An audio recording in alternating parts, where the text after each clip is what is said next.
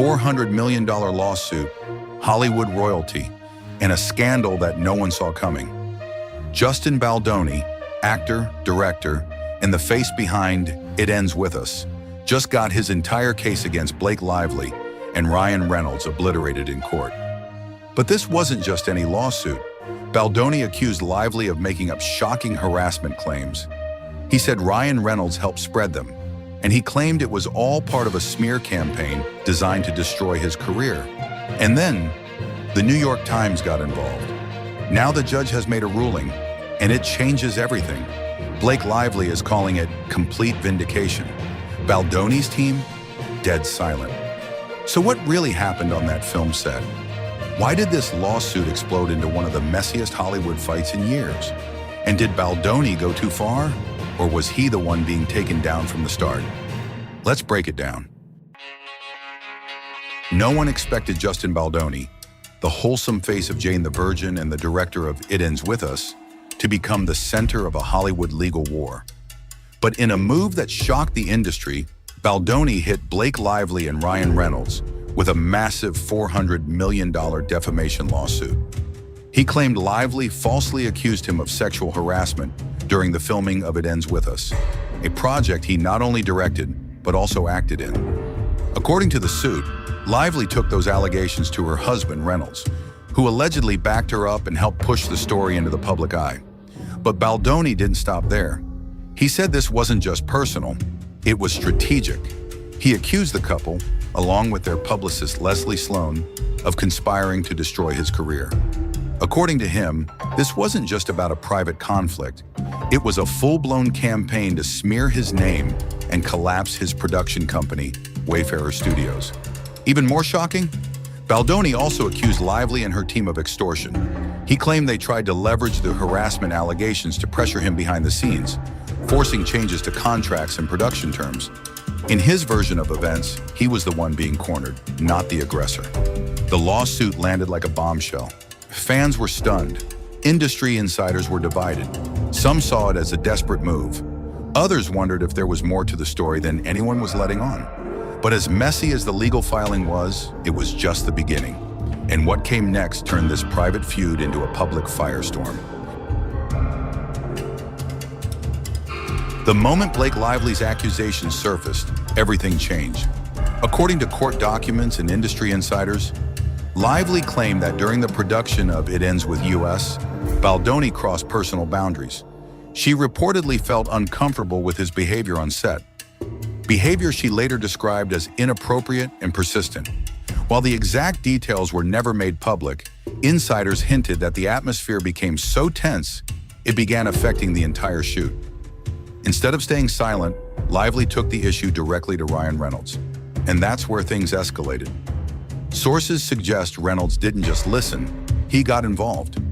Fiercely loyal and media savvy, Reynolds reportedly helped shape the response, supporting Lively behind the scenes as the allegations gained traction. Soon after, rumblings began in the press. Stories leaked about uncomfortable tension on set. Rumors swirled about creative clashes, delayed production schedules, and disputes between Lively and Baldoni. Some reports even claimed Lively had considered walking off the film. Then came the twist Baldoni didn't expect. Lively allegedly accused him of launching a smear campaign against her after she spoke up.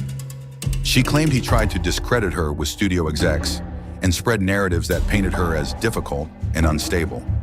Suddenly, this wasn't just a workplace conflict. It was a Hollywood meltdown. And while fans were still trying to figure out what was real and what was rumor, a new player entered the battlefield, the press.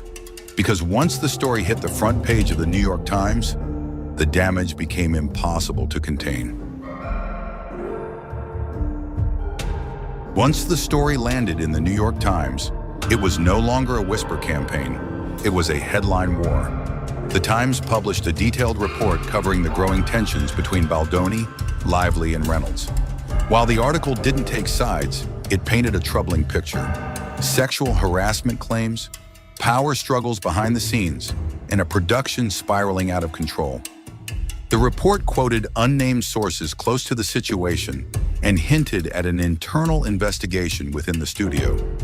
It also referenced alleged texts, production notes, and off-the-record comments from crew members who backed Lively's version of events. Suddenly, Baldoni wasn't just fighting public perception.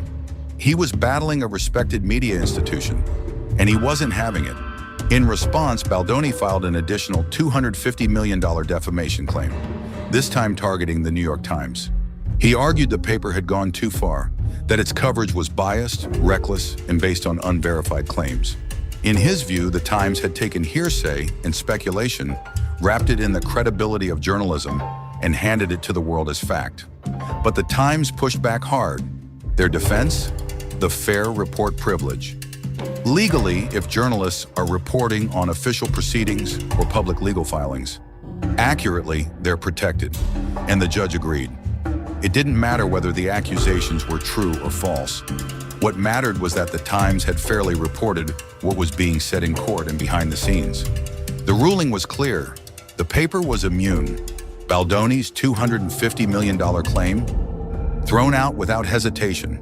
But if the media couldn't be touched, what about the stars themselves? That's where things got even messier. When Judge Louis Lyman delivered his decision, it was like dropping a hammer on Baldoni's entire case. In a sweeping dismissal, Lyman tossed out the $400 million defamation lawsuit against Blake Lively and Ryan Reynolds. His reasoning? The accusations made by Lively were legally protected, meaning she had every right to speak up without fear of being sued. In legal terms, her claims were considered privileged, which makes them immune from defamation under U.S. law. In other words, even if Baldoni believed the accusations were false, the court wasn't going to punish Lively for making them. The judge didn't stop there. He also threw out Baldoni's claim of extortion, saying there wasn't enough evidence to support such a serious allegation. And while some of the more technical claims, like interference with contracts, were left open for revision, the core of Baldoni's lawsuit had been demolished. It wasn't just a legal loss. It was a total reputational defeat. His entire narrative, that he was being set up and publicly destroyed, didn't hold up in court. Lyman also addressed the claim that Reynolds and publicist Leslie Sloan had helped amplify the accusations. But again, the judge ruled that Baldoni failed to prove they knew the statements were false or acted with any kind of malicious intent. In defamation law, that's a high bar, and Baldoni simply couldn't clear it. The court's message was blunt. This lawsuit wasn't built on solid ground. And with that, what started as a multi-million-dollar retaliation turned into a legal disaster. But Baldoni wasn't just calling out a few individuals. He claimed this was a full-blown conspiracy. Was that part of the story about to fall apart too? At the core of Baldoni's case was a massive accusation that Blake Lively, Ryan Reynolds, their publicist Leslie Sloan, and even the New York Times were part of a coordinated attack designed to destroy him. He painted a picture of betrayal, a powerful Hollywood couple using their influence to crush his career, manipulate the media, and silence him through public shaming. In his version of events, this wasn't just a dispute. It was an orchestrated hit job, but Judge Lyman didn't buy it. According to the ruling, Baldoni and his team failed to show that any of the parties involved acted with actual malice, a crucial standard in defamation law. That means there was no credible proof that Lively, Reynolds, Sloan, or the Times knowingly spread false information or even seriously doubted its truth. Even more damaging for Baldoni, the court noted that Wayfarer Studios, his production company, had no solid evidence showing any intentional plot or bad faith communication. Without that, the conspiracy claim fell apart. What Baldoni framed as a coordinated attack, the judge saw as people speaking out, legally and protectively, about alleged misconduct. And here's the kicker. Lively's legal team didn't just celebrate the ruling, they're now going after Baldoni for what they called abusive litigation. They want attorney's fees, punitive damages, even treble damages, which could triple the financial penalty. They're saying this entire lawsuit wasn't about truth, it was about intimidation, a legal weapon aimed at silencing an accuser and punishing those who stood with her. And for Baldoni, that opens the door to a whole new round of legal trouble, one where he's no longer the accuser, but potentially the one being held accountable. But with the damage already done and the spotlight glaring, the question now is, can Justin Baldoni recover from this? Or is this the moment his Hollywood story came crashing down? Since the ruling dropped, the silence from Justin Baldoni's camp has been deafening. No statements, no press, not even a whisper from his legal team. For someone who filed a $400 million lawsuit with explosive claims, the sudden quiet feels strategic, or maybe stunned. Meanwhile, Blake Lively and her team are doing the exact opposite. Her lawyers called the ruling a total victory, not just for Lively, but for everyone Baldoni dragged into the fight, including Ryan Reynolds, Leslie Sloan, and the New York Times. And they're not done. They've already begun taking legal steps to seek damages from Baldoni and the Wayfarer parties for what they described as retaliatory litigation. That's not just a PR win, it's a turning of the tables. Industry insiders are watching closely. Studios, producers, agents, everyone's wondering what this means for Baldoni's future. His image as a thoughtful, progressive filmmaker took a major hit, and with lawsuits flying, allies may start backing away, quietly. As for Lively and Reynolds, they've remained mostly behind the scenes, letting their legal team speak for them. But in Hollywood, silence doesn't mean weakness. It often means strategy. And after a ruling like this, they don't need to say much. This entire saga has turned into something more than just a legal battle. It's a brutal case study in how fast reputations can collapse when personal conflict goes public. 1 minute, you're directing a major film and being praised for your vision. The next, you're accused of misconduct, filing massive lawsuits and watching your case fall apart in front of the world. And now the question everyone in Hollywood is asking is this: was this a last-ditch attempt by Baldoni to save his name?